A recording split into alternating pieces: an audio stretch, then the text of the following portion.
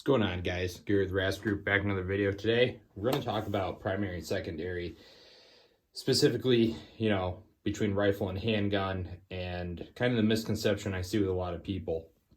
So first off, this is going to be dependent on like what you do. This is, from this standpoint that I'm going to be speaking about, is going to be catered more to your everyday American civilian, not really your armed professional, because that will change the roles of primary and secondary, right?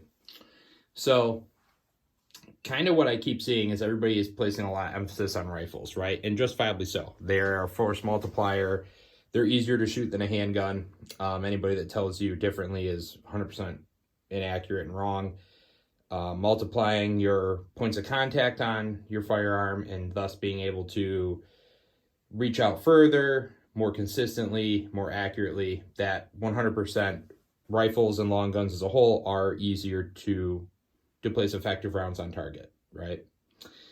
What nobody really talks about is the fact that in American society, our rifle is not our primary. It's actually our handgun. And if you disagree, then by all means, listen to what I have to say before you stick with kind of whatever your opinion is. Speaking from the aspect of just a regular American, and when I am in and about everyday life, I'm going into the store, I'm going out and about, I don't have my rifle on me, right? I don't have that on my person. It might be in the vehicle. It might be broken down in a bag, but it's not on my person. It's not my most accessible and easily obtained firearm should I run into a bad day.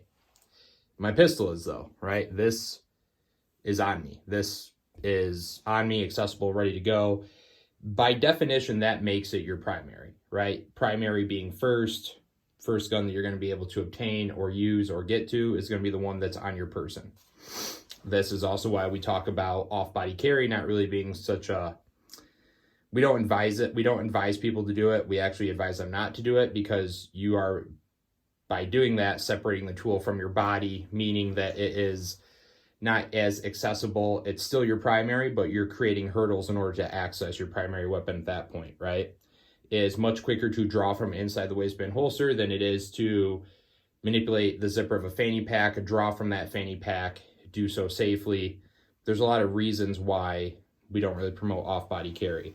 And the funniest part about that is the same people that are very big on fanny pack carry are the same people that say that, carrying in a purse is a bad idea for a female. So kind of hypocritical, but that's another point entirely. So getting into back on topic to the primary secondary here, I understand where people would like for the rifle to be their primary. However, it's not true. It's not consistent. Again, within the context of just a regular, everyday, normal ass American. The reason I think a lot of people like to look at the rifle as a primary is for a few reasons. One of which is the rifle is inherently more expensive, right? You can do more to it. It has more components, therefore it's more interesting. People like it, and it demands more intrigue and clout from your social media avenues, right?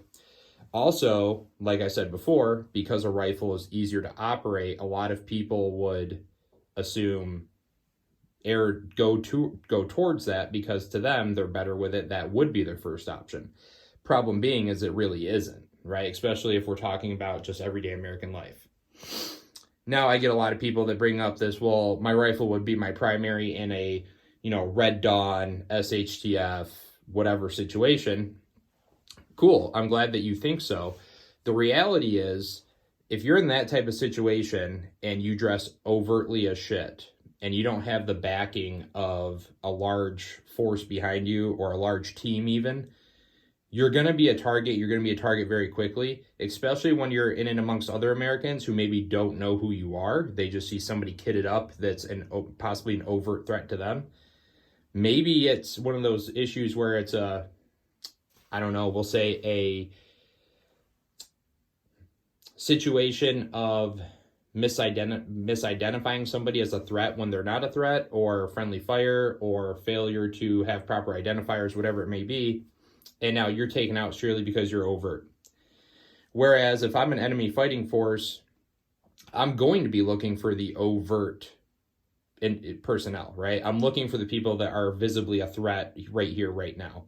That's what my eye's going to catch first. That's what I'm going to be attracted to handle first. Whereas if I maintain kind of a covert style to my carry and I'm very reliant on my handgun, I have that concealed, I have mags, I maybe have a rifle somewhere nearby, but it's definitely not going to be on my person, right?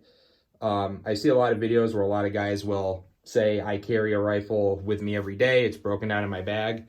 Awesome. I don't think that's really realistic, right? I don't think you're gonna just kneel down some of the rifle, throw a mag in, rack the action, and go for gold. So that's what I have for today, guys. But any questions, feel free to comment down below.